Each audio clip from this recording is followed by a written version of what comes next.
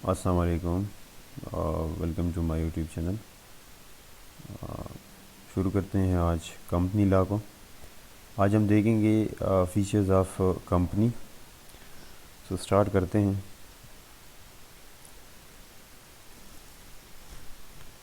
The features of a company is artificial legal person, a sole trader as an individual who owns and runs his or her own business.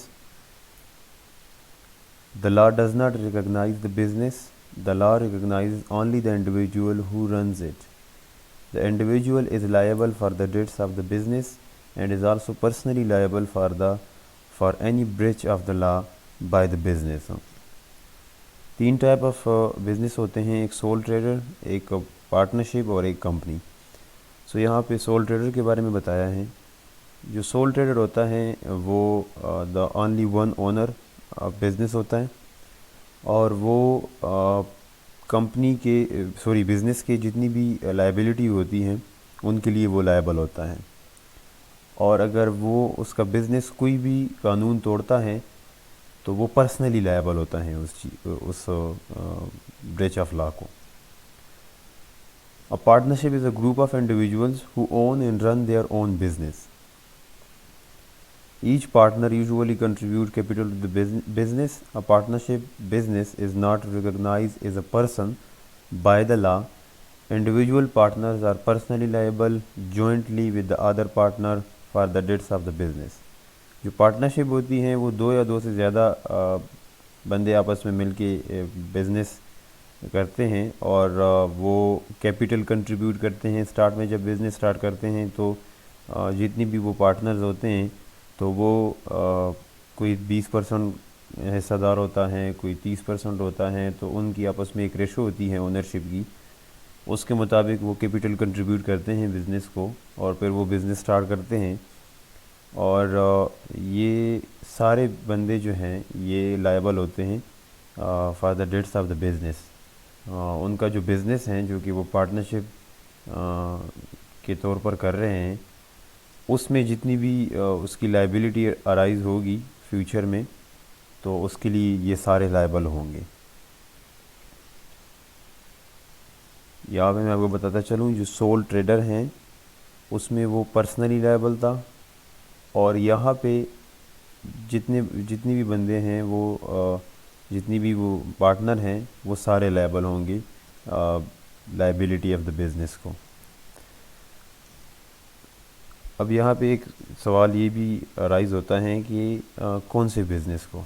मिसाल के तौर पर A B C तीन बंदे हैं। अब ए का एक अलग कारोबार भी है, बी का भी एक अलग कारोबार है, सी का भी एक अलग कारोबार है और इन तीनों का एक मुश्तरका कारोबार भी है। तो ये तीनों जो हैं वो अपने जो इनके सोल ट्रेडर के तौर पर जो काम करते हैं उनके लिए तो वो ए अपने बिज़नेस के लिए पर्सनली लायबल हैं, बी अपने के लिए और सी अपने के लिए। लेकिन इनका जो मुश्तरका कारोबार है जो कि इन लोगों ने एक साथ शुरू किया है उसके लिए उसकी लायबिलिटी के लिए ये तीनों लायबल हैं। Unlike sole traders in partnership, a company is a legal person separate from its owner. This is called doctrine of corporate personality.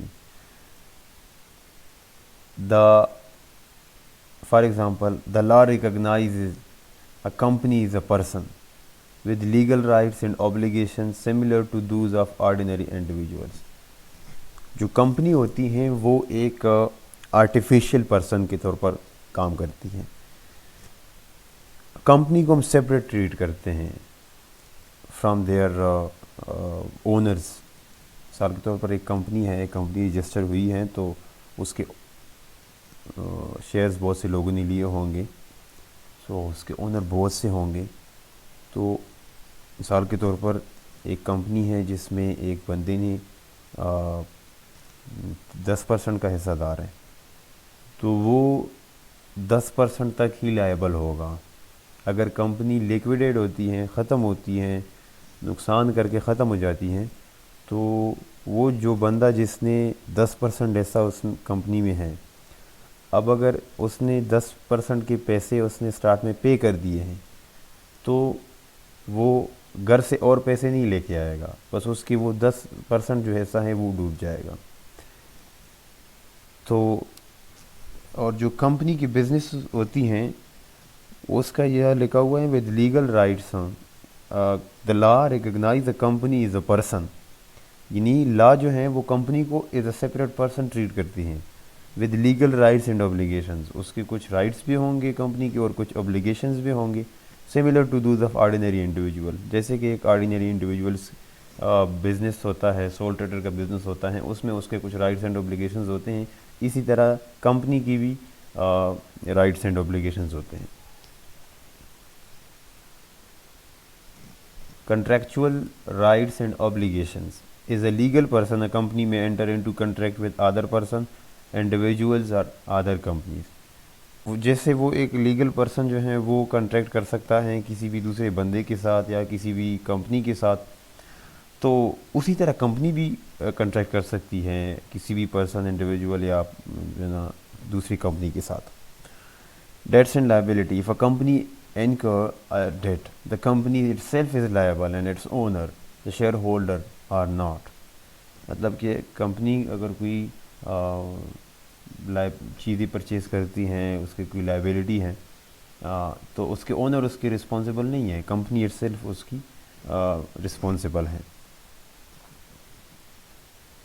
Ownership of asset और property, a company ons its own asset although the members, ordinary shareholder, own the company. They do not own the asset of the company. The shareholders are simply owners of the shares in the company. The company itself is the legal owner of its own asset.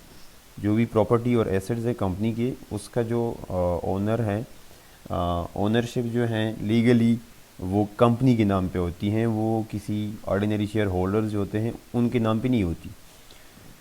Right to receive from debt, the debtor of the company owe the money to the company and not to its owners। मतलब जो debtors हैं company के, उसने company को पैसे देने होते हैं, उनके ओनर को नहीं देने होते। Management by director, companies are manage by their directors who should be member of the company is well with a few exception. In small companies the shareholder and director may be the same individual, but in large companies the director might hold a small proportions of the shares or even no shares at all। अच्छा, अब हम यहाँ तक देख रहे थे कि जो कंपनी है वो उसके जो एसेट्स हैं वो भी उसके नाम पे होते हैं, अगर लायबिलिटी कोई अराइज होती हैं तो वो उसके लिए वो खुद लायबल हैं, और अगर कोई डेट उसका है तो वो उसकी जो है ना राइट है कि वो उसको कलेक्ट करे, या जो डेटर्स हैं उसने कंपनी को देने होते हैं। तो जहन में ये सवाल उठता होगा कि कंपनी कैसे ये काम करती होगी, मतलब ओनर उससे सेपरेट हैं, तब थोड़ा सा कंफ्यूजिंग है।